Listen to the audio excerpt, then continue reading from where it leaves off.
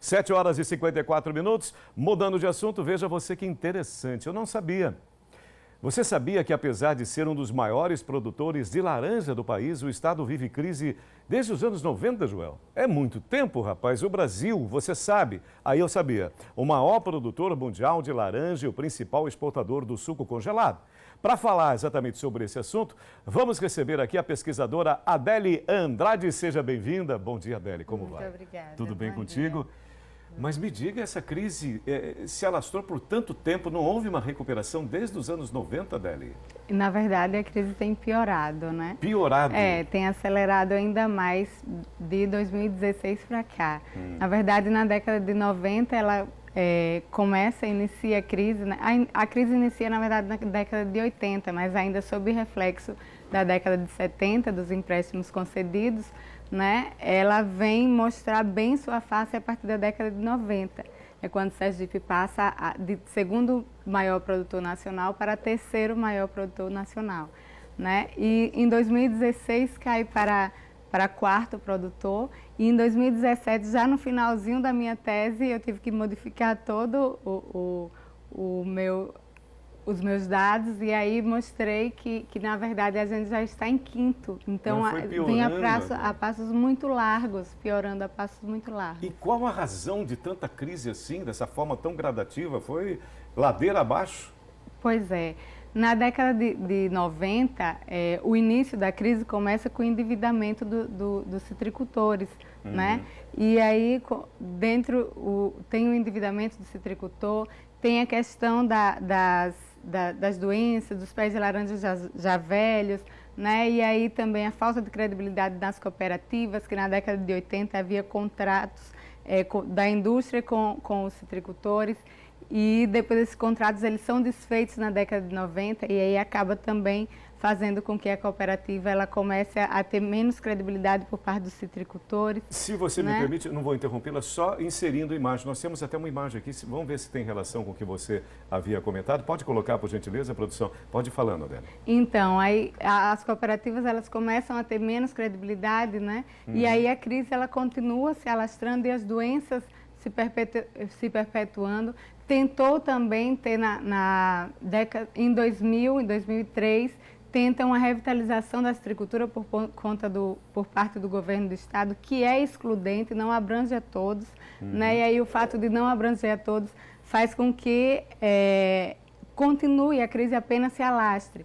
Então esses dados aqui, que é a quantidade de laranja produzida, né? Olhe como ela vem decaindo ano a ano. Né? Nos anos 60, próximo do zero. Não havia ainda a concessão dos créditos. Não havia né? ainda. E aí 70 cresce um pouquinho, 80. E olha em 1990, Adele, que coisa impressionante. Pois é, e depois começa a cair. Só. A crise inicia em 90, mas ele ainda está sob efeito dos créditos concedidos na década de 70 e 80, né? E aí depois vem decaindo cada dia. Só que com os dados do IBGE, a área plantada ela continua ainda grande, né? Não houve uma redução tão significativa. Então, o Paraná e Minas Gerais, que entra aí como segundo e terceiro lugar na produção nacional, eles têm uma área produzida muito menor que a de Sergipe, mas a produção é muito maior, é o dobro. A extensão territorial nossa é muito maior do que o segundo e terceiro lugar. Primeiro deve ser São Paulo, evidentemente. Primeiro é São Paulo. Mas qual é a razão disso? Por que aconteceu isso? Olha aí. Hoje a questão muito grande é a questão da mosca negra, né? Que é a diminuição muito grande na quantidade produzida, né? E aí, para sair dessa questão, para melhorar a questão, para sair dessa crise, é necessário uma série de coisas. E aí a concessão do crédito, mas não só a concessão do crédito, mas também cursos de capacitação, né, em relação ao melhoramento genético da planta, a diversificação também, que a gente planta apenas a laranja-pera, né, então acaba que não há o crédito, não há o ano inteiro, né, não há uma produção o ano inteiro. Então, a questão da volta da credibilidade da cooperativa também, principalmente por conta da comercialização, que é muito engessada, né? A gente só vende para atravessador os camponeses eles vendem para atravessador, isso também dificulta muito. Então, essa comercialização engessada, pelo fato de não ter as cooperativas também, aliás, tem a cooperativa, mas não é tão ativa quanto era na década de 80. Né? Então, esse também seria uma das saídas para a crise, né? Para superar essa crise. O meu diretor até me lembra aqui, o Pedro Carregosa, nos lembra aqui a respeito dos trabalhadores aqui de Sergipe que foram escravizados lá numa área de citricultura em São Paulo, agora há pouco, recentemente. Isso, pois é. Né?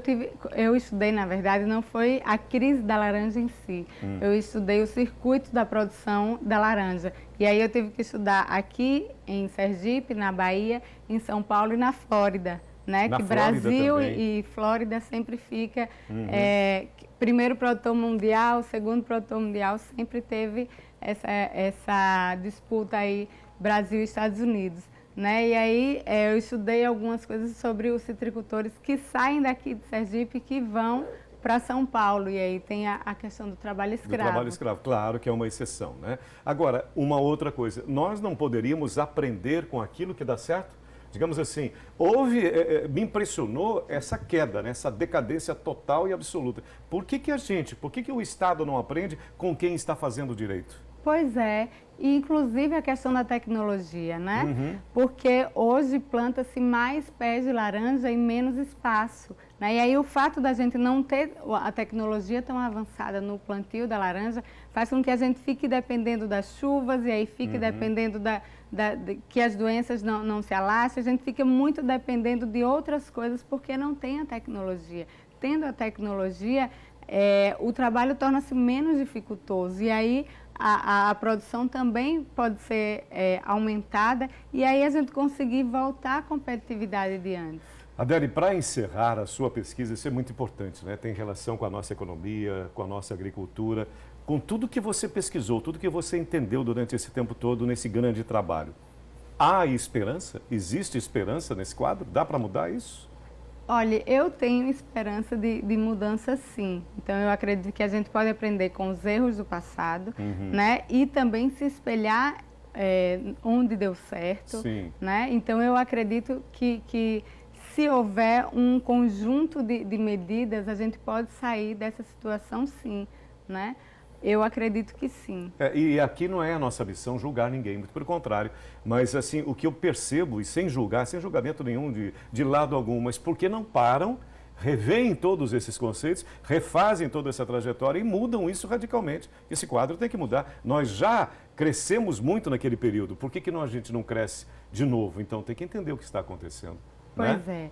E é muito importante que os programas e as políticas públicas sejam também voltadas para o pequeno citricultor, né? Sem a exclusão que aconteceu durante tanto a concessão dos créditos na década de 70, de 80 e assim também como a revitalização tentada em 2000. Né? Então, como sempre houve uma exclusão de parte dos citricultores, né? Então a gente pensar numa questão mais em conjunto mesmo e que também não sejam apenas programas de gabinete, né? Mas que seja ouvido que são os principais interessados. Vai lá conversar com as pessoas, Isso, né, com quem está envolvido. Adele, você nos ajudou muito, contribuiu muito e fez a gente refletir a respeito dessa crise. Muito obrigado. Muito obrigada. Um ótimo dia para você e bom trabalho. Obrigada. Obrigado, Adele. Agora são 8h03.